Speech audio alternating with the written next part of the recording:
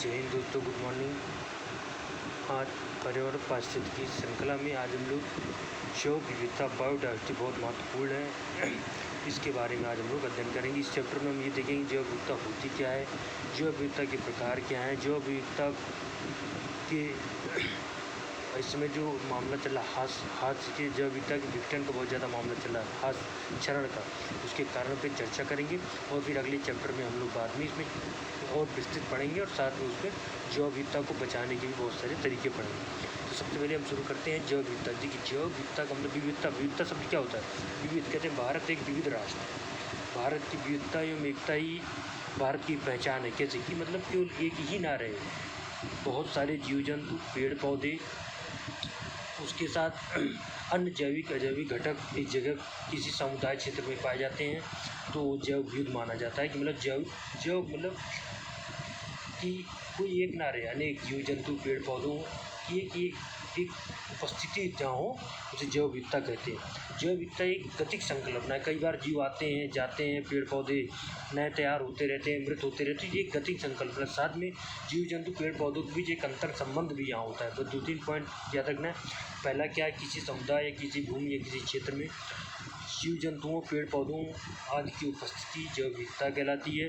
जैव विविधता एक गतिक संकल्पना है जिसमें पेड़ पौधे, जीव जंतु या जो भी मौजूद तत्व है वो आपस में एक गतिक श्रृंखला, एक अंतर संबंधों से जुड़े होते हैं। एक पेड़ पौधों पे बहुत सारे जीव जंतु डिपेंड होते हैं, जीव जंतु छोटे छोटे जीव जंतुओं पे बड़े बड़े जीव जंतु डिपेंड। तो ये पूरी गतिक संकल्पना है। साथ में एक दूसरे के अंतर संबंध का अध्ययन हम इस जैव विविधता के अंतर्गत करते हैं। मतलब जैव विविधता होती है पूरा एक बार फिर से क्लियर कर लीजिए। जैव विविधता क्या है? किसी समुदाय क्षेत्र में पाए जाने वाले, इसके लिए बहुत बड़ी एरिया में, कोई छोटी एरिया में नहीं, जीव जंतुओं पेड़ पौधों के अंतर संबंधों तथा साथ में एक गतिक संकल्पना है जिसके अंतर्गत हम अध्ययन करते हैं कि कहाँ पर अधिक मात्रा में पेड़ पौधे जीव जंतु पाए जाते हैं। ये होगी जैव विविधता की परिभाषा। सबसे पहले बेसिकली जैव विविधता की परिभाषा तो पहले प्रयुक्त शब्द का प्रयोग वाल्टर जी रोजेन ने दिया था 1985 में। उसके पहले भी ये नॉर्स ने 1980 में माना जाता है। जैव विविधता शब्द का सर्वप्रथम प्रयोग माना जाता है कि 1980 में एओ नॉर्स और आई.एम. मैकमेनस द्वारा जैव विविधता शब्द का प्रयोग किया गया था। तो 3 याद रखना। एक और बता रहा हूँ, 1986 में यू विल्सन, तो आपको याद रखना है यू विल्सन। कई बार क्या होता है, किसी बुक में दे देता है कि सबसे पहले प्रयोग किया था। अगर मान लीजिए यू विल्सन ऑप्शन आता है तो आप यू विल्सन के साथ ही जाएंगे। सबसे पहले जैव विविधता शब्द का प्रयोग यू विल्सन ने 1986 में किया। उसके 6 साल बाद 1922 में रियो डी जेनेरियो में पृथ्वी सम्मेलन होता है जहाँ जैव विविधता की परिभाषा देखिए। ये थोड़ा कॉम्प्लिकेटेड परिभाषा है, मैं एक बार आपको पढ़ दे रहा हूँ, लेकिन जो मैंने परिभाषा आपको पहले बताई है वही आप मानेंगे। बात वही है। जैव विविधता समस्त स्रोतों तथा अंतर क्षेत्रीय, स्थलीय, समुद्री एवं अन्य जलीय पारिस्थितिक तंत्रों के जीवों के मध्य अंतर और साथ में उन सभी पारिस्थितिक समूह जिनकी भाग में पाई जाने वाली विविधताएं हैं। अब देखिए कितना कॉम्प्लिकेट बात वही है कि स्थलीय हो, जलीय हो, पारिस्थितिक तंत्र हो, जीव जंतुओं, पेड़ पौधे हों, इन सभी का सम्मिलित स्वरूप हम जैव विविधता के रूप में मानते हैं। किसी एरिया में जैव विविधता बहुत ज़्यादा होती है तो जैव विविधता हॉट स्पॉट कहते हैं। पूरी दुनिया में बहुत जगह, ये भारत में अक्सर पूरे भारत में पूरी बहुत ज़्यादा जैव विविधता हो जाए, मतलब एक तरह से कह सकते हैं कि एकदम जैव विविधता की भी जैव विविधता हो जाए तो उसके हॉट स्पॉट वाले एरिया कहते हैं, जो मेगा डायवर्सिटी कहते हैं। पूर्वी हिमालय, पश्चिमी घाट हो गया, उसके बाद इंडोनेशिया वाला एरिया हो गया, तो ये जैव विविधता हॉट स्पॉट है। इसके बारे में हम लोग आगे चर्चा करेंगे। अभी तो आज जैव विविधता पढ़ लेते हैं, समझ लेते हैं, फिर जैव विविधता के प्रकार की बात करते हैं। तो जैव विविधता के प्रकार 3 तरह के, आनुवंशिक विविधता, प्रजाति विविधता और सामुदायिक विविधता। देखिए, आनुवंशिक विविधता का मतलब होता है कि किसी के अनुवांश उसके हम डीएनए में चेंज कर देते हैं, सब कुछ वही रहता है। मान लीजिए कि जैसे एक चूहा ही है, अब एक चूहा के हम कई सारे चूहे बना लिए, या उसी डीएनए थोड़ा डीएनए में चेंज करके, या एक मान लीजिए पौधा है, अब धान के पौधों की आज 20,000 से ज़्यादा प्रजातियाँ कैसे हुई? आनुवंशिक विविधता का ही उदाहरण है। छोटे जब हम उसके डीएनए चेंज करके हमने बहुत सारे उसमें विविधता तैयार कर ली। उसके बाद प्रजाति विविधता का मतलब क्या होता है कि जब आनुवंशिक विविधता के जब केवल एक ही प्रजाति हो बस उसके अनुवांशिक गुणों में हम परिवर्तन कर देते हैं, तो ये प्रजाति विविधता कहलाती है। जब हम प्रजाति विविधता की बात करते हैं तो कई दो से अधिक प्रजातियाँ जहाँ मौजूद होती हैं उसे हम प्रजाति विविधता कहते हैं। उसके बाद सामुदायिक विविधता का मतलब होता है कि किसी एक समुदाय के जीव जंतु वनस्पति दूसरे समुदाय के जीव जंतु की वनस्पति पाए जाने वाली विविधता। मतलब सामुदायिक विविधता का मतलब होता है कि एक जीव जंतुओं के बीच तो समुदायों के बीच हम इसकी तुलना करते हैं। देखिए आनुवंशिक विविधता में क्या करते हैं, हम एक ही जीव होता है उसकी आनुवंशिक में परिवर्तन करके हम बहुत सारी आनुवंशिक विविधता ले आते हैं, ये आनुवंशिक विविधता होती है।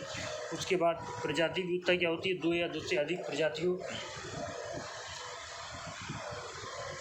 के मध्य जो विविधता पाई जाती है वो प्रजाति विविधता होगी। उसके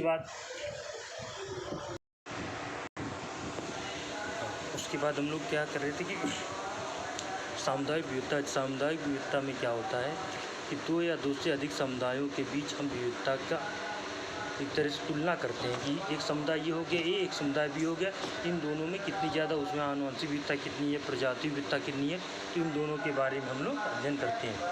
उसके बाद जैव विविधता का मापन, हमें पता कैसे चलेगा कि कोई एरिया में जैव विविधता ज़्यादा है, किसी एरिया में जैव विविधता कम।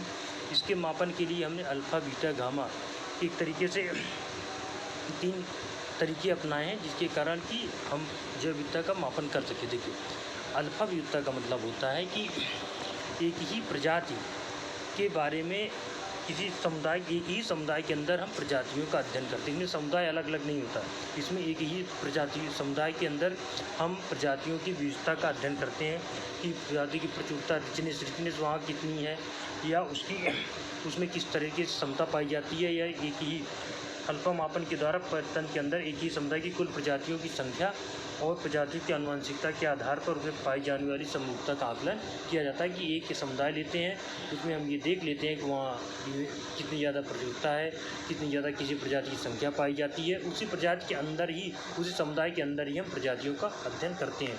तो बीटा विविधता की बात करते हैं। बीटा विविधता में हम समुदाय बदल देते हैं, बिल्कुल लगभग आपको देखिए तो समुदाय के पर्यटन विविधता की तरह है, बिल्कुल वैसा ही कि हम यहाँ पे दो समुदायों की मध्य तुलना करते हैं कि विविधता का किस तरीके से है। बीटा विविधता जैव विविधता का मापन जिसके अंदर परमाणु प्रवणता के साथ परिवर्तन विविध प्रजातियों की विविधता की तुलना की जाती है। इसमें क्या करते हैं हम कि दो प्रजातियों के बीच तुलना करते हैं। इसमें आवास या समुदायों की प्रवणता के साथ जातियों के विस्थापन होने की दर विविधता प्रवणता कहलाती है। मतलब इसमें लगातार परिवर्तन होता रहता है बीटा विविधता में। तो बीटा प्रवृत्ति में जैव विविधता की मापन जिसके अंतर्गत पर्यावरणीय प्रवणता के साथ परिवर्तन के बीच प्रजातियों की, उसमें क्या कर रहे थे हम, एक ही समुदाय के अंदर कर रहे थे। अब ये हम इसमें क्या कर रहे हैं कि एक ही समुदाय के अंदर अलग अलग प्रजातियों का अध्ययन कर रहे हैं। वहाँ पे हमने क्या किया था, अल्फा विविधता में एक ही कुल प्रजातियों की संख्या, एक ही समुदाय की कुल प्रजातियों की संख्या और प्रजातियों की आनुवंशिकता का अध्ययन हम यहाँ कर रहे थे। यहाँ प्रजातियों के बीच विविधता का अंतर हम कर रहे हैं। उसके बाद गामा विविधता के भौगोलिक क्षेत्र के अंतर्गत आवास और प्रजातियों जिसके अंतर्गत आवासों की विषमता की भिन्नता का पता चलता है। इसमें क्या होता है, इसमें अलग अलग आवासों का विविधता का हम अध्ययन करते हैं। गामा विविधता एक भौगोलिक क्षेत्रीय आवासों की प्रजातियों की प्रचुरता को बताती है जिसके अंतर्गत आवासों की विषमता या भिन्नता का पता चलता है कि किस तरीके से हम एक ही समुदाय के अंदर उसमें अलग अलग आवासों का अध्ययन करते हैं। ये हो गया बीटा गामा विविधता, अल्फा बीटा और गामा। उसका जैव विविधता की प्रवणता, जैव विविधता की प्रवणता का मतलब होता है कि जैव विविधता की प्रवणता में हमने क्या करते हैं, प्रवणता क्या होती है कि कम से ज़्यादा की तरफ जाना है या झुकाव। तो हम देखेंगे जब हम विषुवत रेखा के पास रहते हैं, यहाँ पे विविधता बहुत ज़्यादा रहती है या निम्न अक्षांशों की विविधता बहुत ज़्यादा होती है।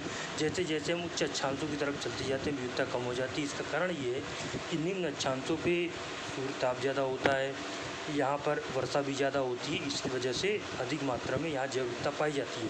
तो जैव विविधता की प्रवणता का मतलब होता है कि हम जब उच्च अक्षांशों से निम्न अक्षांशों की ओर तथा प्रवृत्ति क्षेत्र में ऊपर से नीचे की ओर आने की प्रजातियों की संख्या में अंतर, हम प्रजातियों की संख्या में अंतर को जो जैव विविधता कहते हैं। जैसा उच्च से निम्न में आएंगे, निम्न से उच्च में जाएंगे, निम्न में ज़्यादा उच्च में कम है, ये अंतर। या पहाड़ी क्षेत्र में आप ऊंचे पे ज़्यादा होगा, नीचे पे कम होता है, ये अंतर। इसी को हम क्या कहते हैं, जैव विविधता की प्रवणता कहते हैं।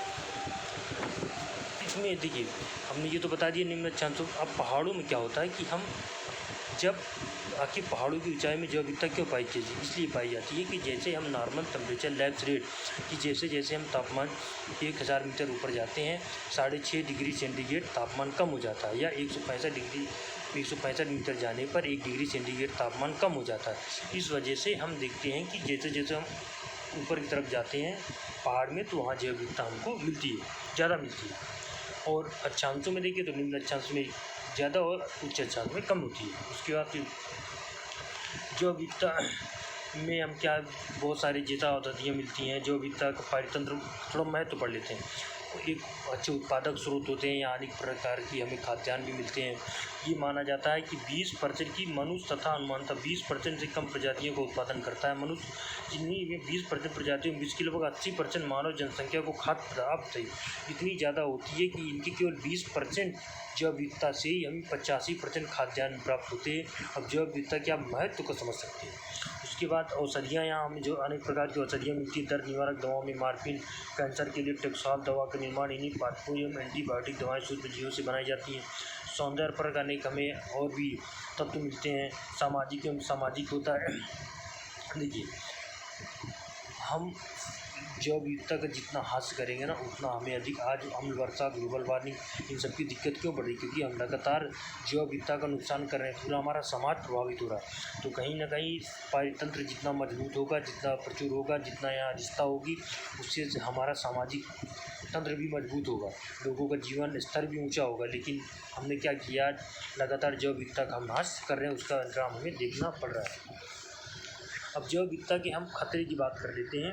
तो जैव विविधता के जब हम नुकसान की बात करेंगे तो दो तरीके से होता है। एक मानव जनित होता है और एक होता है